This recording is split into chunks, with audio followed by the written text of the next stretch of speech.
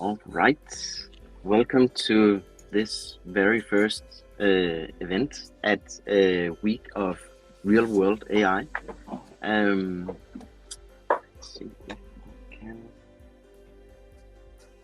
start here. So this event is hosted by Nordic AI User Group, which is quite a new user group. Today I am part of the host together with Jan, and we have a special guest who is gonna share his experience with building an AI solution that is also put into production. Yannick, can you share some info about the event?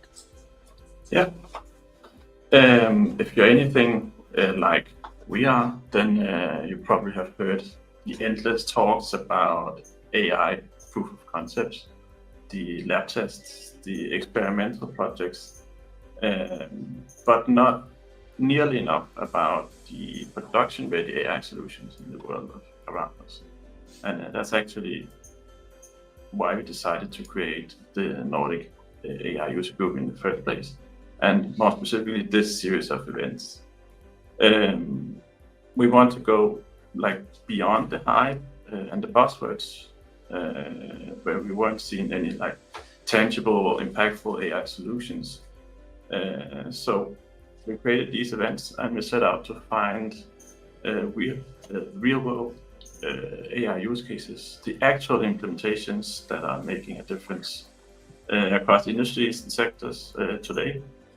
And over the coming weeks, we have these events showing these real-world AI projects beyond the POCs and the hackathons, and diving into how AI is truly being used in production. So this isn't the theory. This is the AI that's shaping the world around us right now. Today we're kicking off with Tue from SmartRole. Yeah. So with that, a big welcome to you two. It Thank is you. a great pleasure to have you here today. You and I, we met like half a year ago, where I first heard about your solution and your services, and I was totally blown by what it is that you have created. So I'm really excited to hear your presentation today. So with that, I will actually leave the stage to you. So go ahead, Tue. Thank you, and thank you for the invitation. I've been looking forward to taking part in this and sharing a little bit about how AI can actually be used in very concrete situations. I'm going to talk about how you can transform your customer service team into experts with AI. And I'm going to provide some examples for how you can actually leverage the technology out there to a way that benefits you. The first thing is to start with a problem. So in this example, the problem is that customer service training teams lack the resources to efficiently prepare new agents to handle complex customer service scenarios. Also, the manual training methods create inconsistent customer service experiences, loss of reputation, and customer churn. And this is an example from our product, but you could also apply the same kind of methodology to other situations that you want to have solved. So it's really important to start out understanding the problem that you have and then see how AI can be used to solve it. And to break down this problem to smaller components, then you can look at each of the different aspects of it.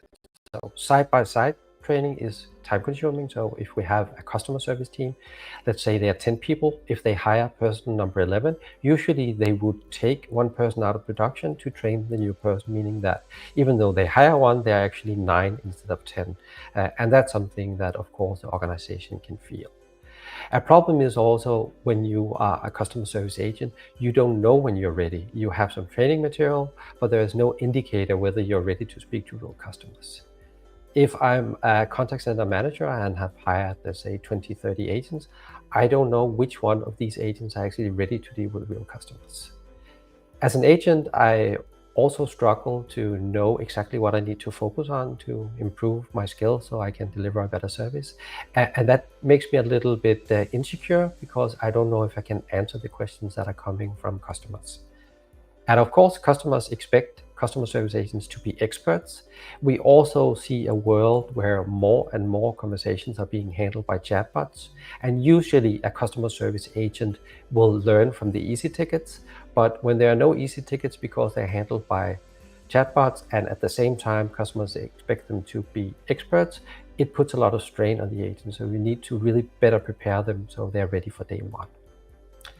It's also a fact that training managers can evaluate conversations differently and provide different feedback to the agent. So it also plays a factor in the way that new agents are onboarded.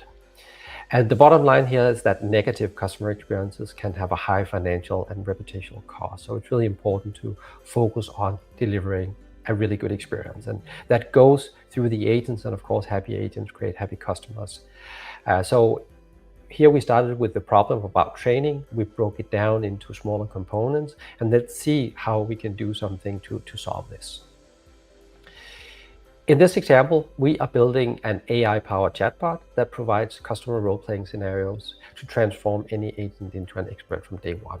So it gives you the ability to train, assess, and provide real-time insights to accelerate an agent's support skill level with any product. And how do we do that, and how do we actually use AI? For some reason, the images are not there. Just see what happens.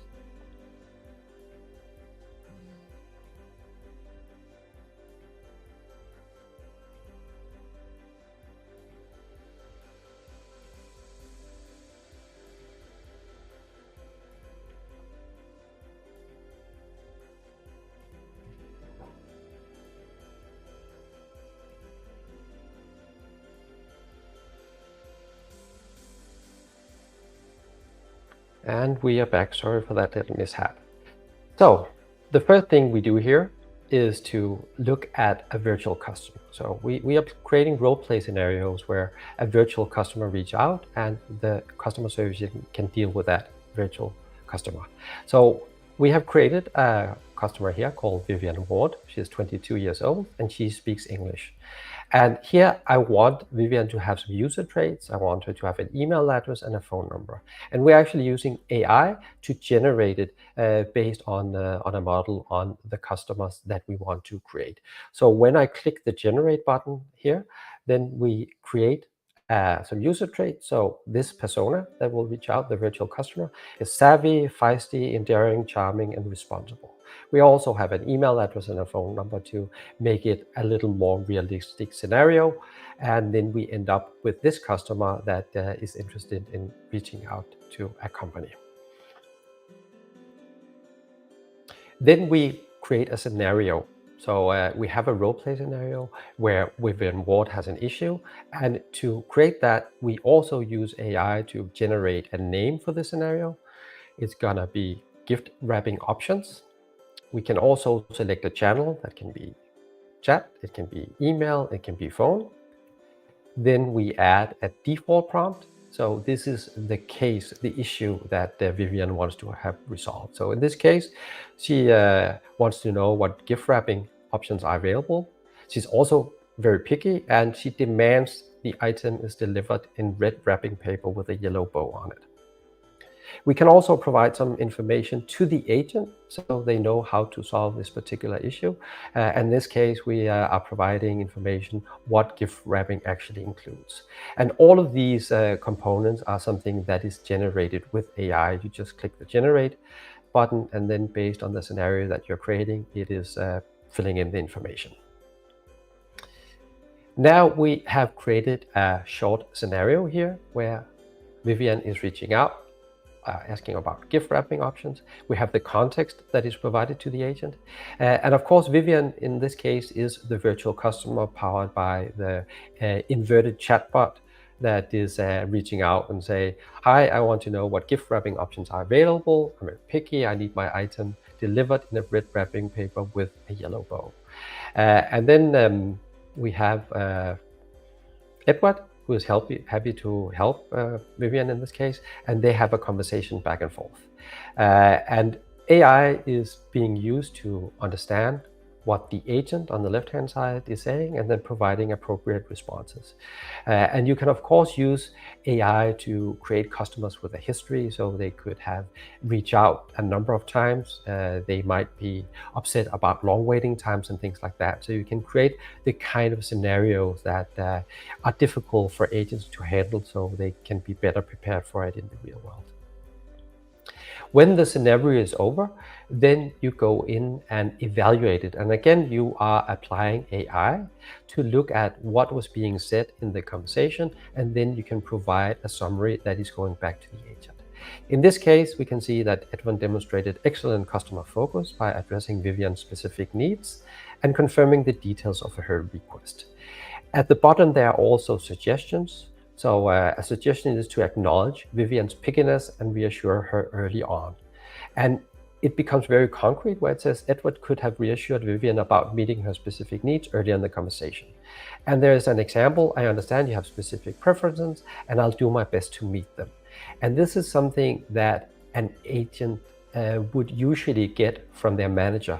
So the manager would have to go in to the customer service platform, or it could also be in a Google form or other place, and then they would review the responses from the agent after they've been through training, and then they would provide that feedback back to the agent. And that is, of course, extremely time consuming. There are also different components that you can set up. So what do you want to focus on? In this case, there are two examples. One is the agent customer focused enough? There's a description of the values that this particular company has, and then you have the factors that are being evaluated as part of this conversation. And that means that the model will know, in this conversation, I will look for exceptional service, I would look at understanding customer needs, and also exceeding expectations because they are aligned with the company brand.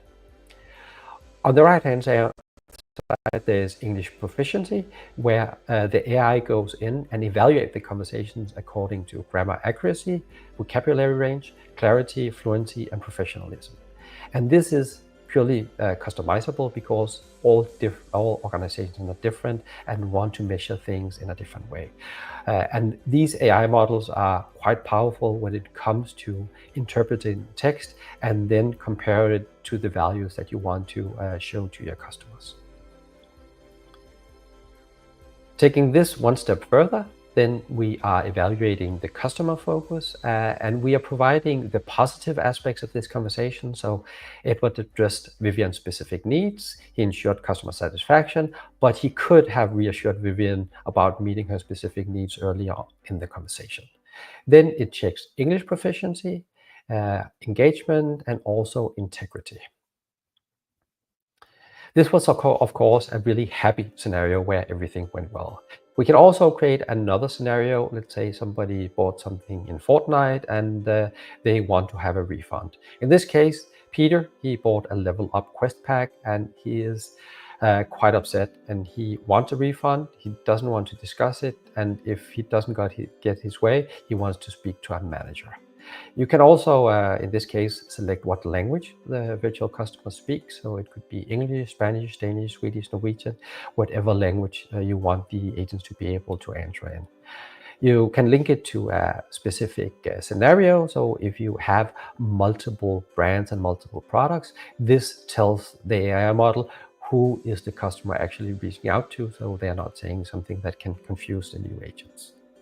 And in this case, we are checking some context for the agents as well, so telling the agent where they can find the information. It's not provided to the agent, but if it was, it is also something where the model would go in and evaluate whether they are adherent to the company policies. That could be what is the return policy, 14 days, 30 days. If it is 30 days and the agent says 14 days, then the model will pick up that that is not adherent to the right policy.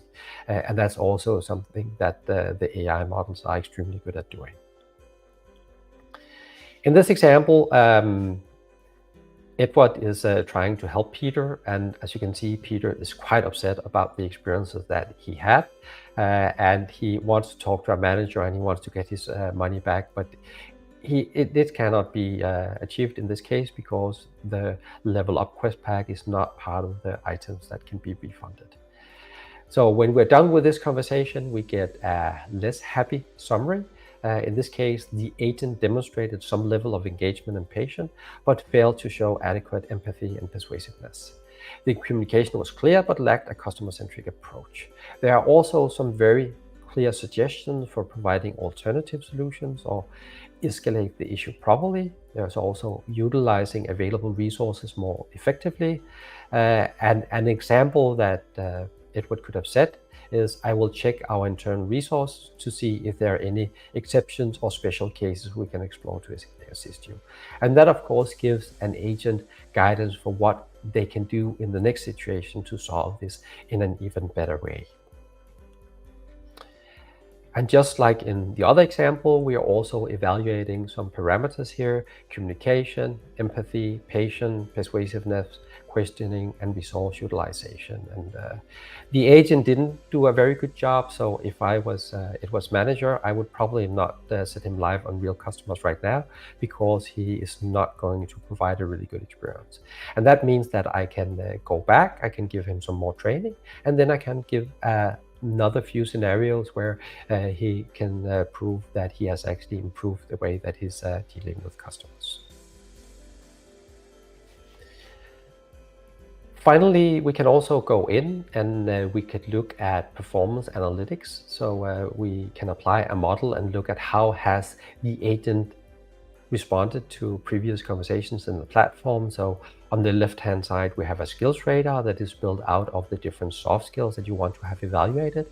And something like persuasiveness and resource utilization are areas that this agent could focus on improving.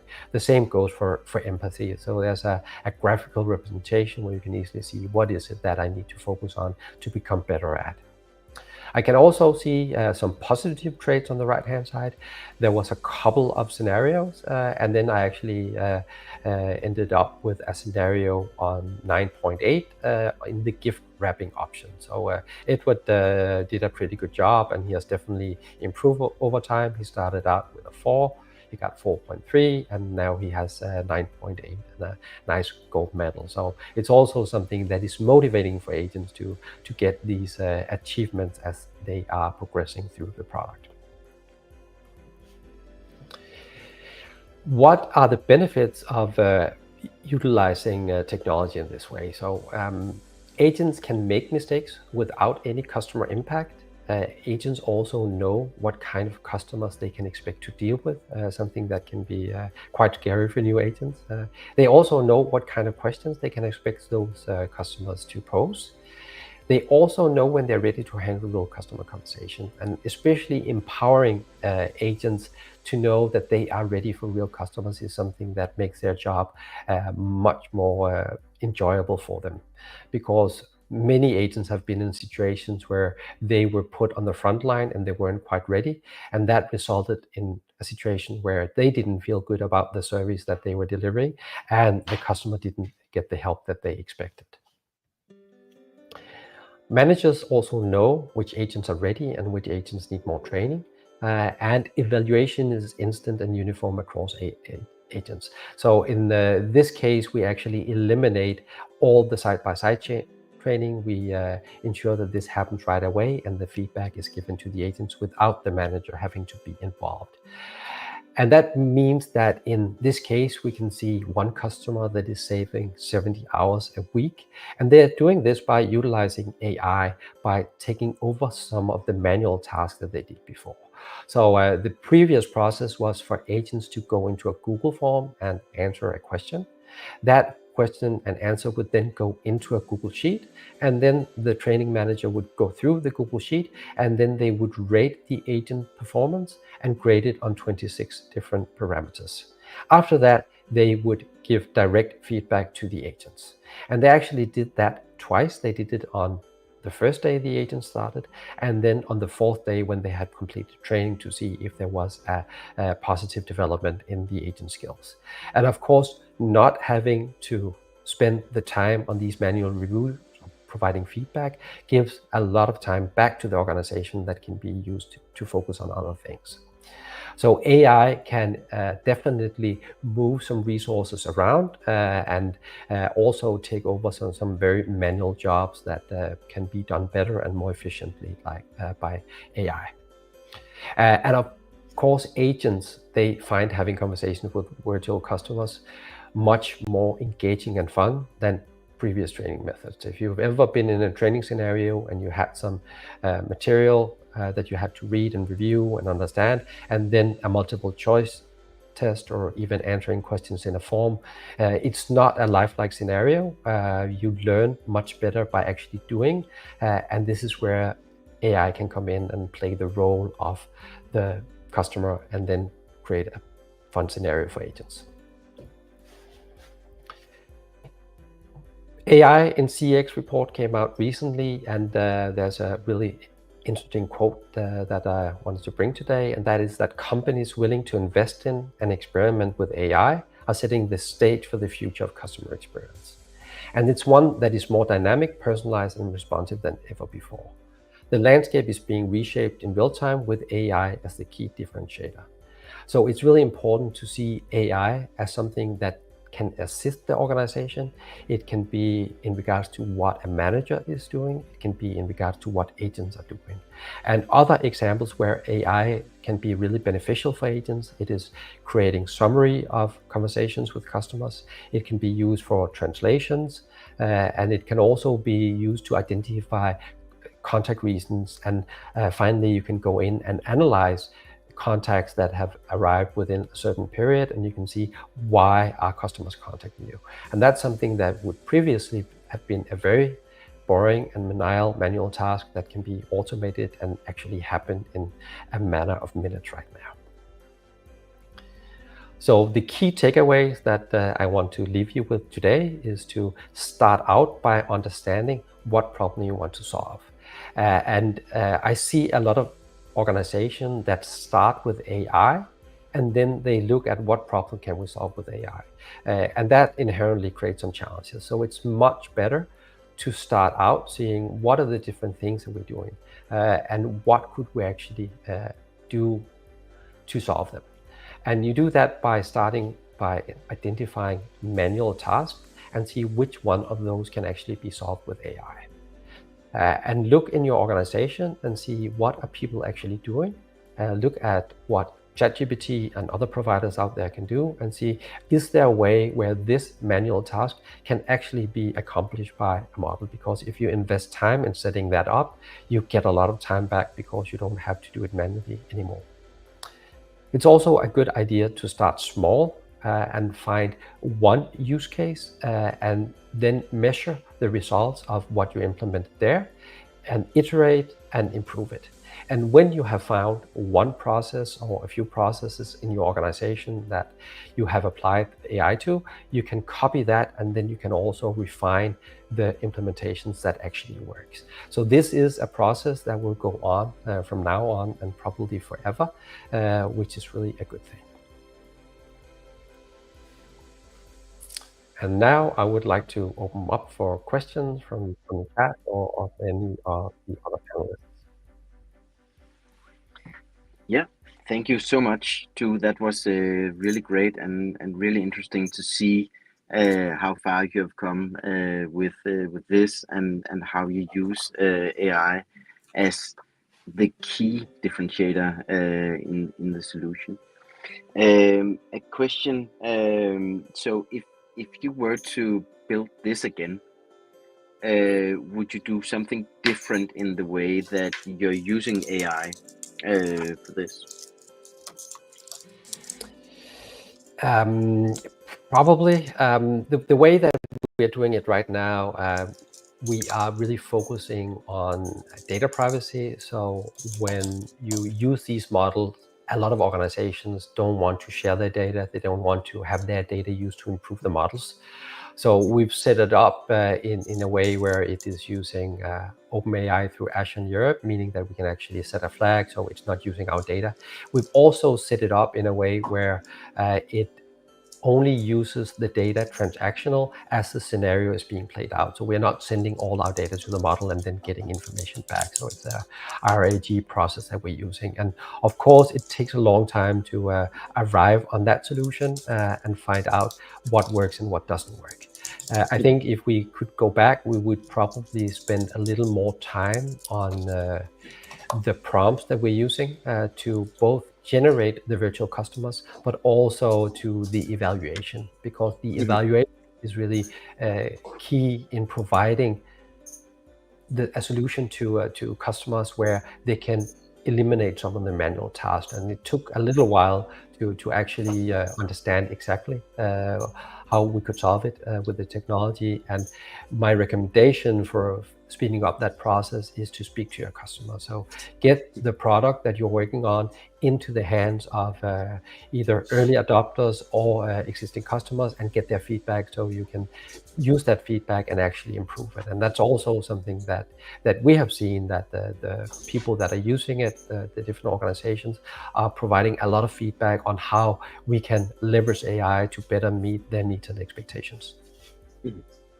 And right now it is a solution that you're providing as a service. Is that correct understood? So you're hosting it and providing the service to them. Correct. Yes. Oh, yeah. Do you meet requirements from customers where they say, okay, because this is such important information, we would actually like to have it internally at us. We don't want to share the data at all. That is questions that are coming up, and something that we see as a possible solution to it is that when you want to create a role play scenario inside the product, then you are actually able to go in and add a data source. And that data source can be a URL So you could use a public knowledge base or an FAQ as the foundation for the scenario. And that means that it would be public available information anyway, and there would be no risk in sharing that information. Besides that, you could also pull information from your knowledge base if you are in Zendesk Help Center, if you are in Intercom or in Ellevio by Dixa. You can also import those knowledge base articles directly into the platform or use them as foundations for the scenarios. As the information is stored encrypted on our servers and we are only using them transactional as the scenario is being played out, there is very little risk for organizations, and that has been how we have solved it with existing customers. Okay, perfect. So a final wrap-up question here regarding the future of AI. How do you see that? I see AI will change the landscape of how you work, especially with customer service. Customers want to be able to handle more things themselves at their convenience and their time. And I'm convinced a lot of organizations will find ways to help that because, like I said previously, if you implement an automation using AI that can automate that process, you don't have to have a human doing it anymore. And that means that you can eliminate some of those tasks. There will always be a need to speak to a human because chatbots can only solve so much. And there will also be diminishing returns if you can solve maybe 60% of your incoming conversations with AI. The effort to go from 60 to 80% is probably as much as to go from 0 to 60. And again, if you want to go from 80 to 90, you also need to spend a lot of resources on it. And to be honest, ChatGPT came out a couple of years ago, and we kind of had very high expectations for what AI could do. There was a lot of hype about it, and I think a lot of organizations are a little bit disappointed now. They kind of woke up and said, like, you said that AI could do so much more. We have looked at it and we can't really find any way to implement it in our organizations. I've worked with a lot of organizations that are speaking a lot about AI, but when it comes down to what they have actually implemented, it's really negligible. So I think that we get to learn what these tools can do, and then we will take a little step back, and then we'll try to solve smaller cases in a better way instead of trying to do a really big bang and solve everything with AI. And then just like with any other tool, we're going to find out what specific use cases, which manual tasks that I'm handling today, can I hand over to AI and to automation that can solve it for me. Perfect. Sounds really great too, and I totally agree. There's no doubt that going ahead we will see that AI will be a differentiator in the market, and finding these good cases for where AI can really bring value. This is the exact core of this event series. So yeah, totally agree on that. And I can see you just shared your contact information. Super great. I'm sure people are willing to reach out to you if there's any questions. Yes, you're very welcome to connect on LinkedIn, and if you want to take a test drive in SmartRole and see if you can hack the bot to make it do something or say something that it shouldn't, then you're very welcome to do that. Perfect. All right, Tue. Thank you so much for your time and for sharing your knowledge. It was really great to have you here. And as a wrap up, I will encourage everybody who has some good use cases that have been put into production using AI, please share them with us so we all can learn and benefit from these experiences and learnings. So with that, thank you so much. Thank you, Janne. Thank you too. Thank you so much. Have a wonderful weekend, everybody. Bye. You too.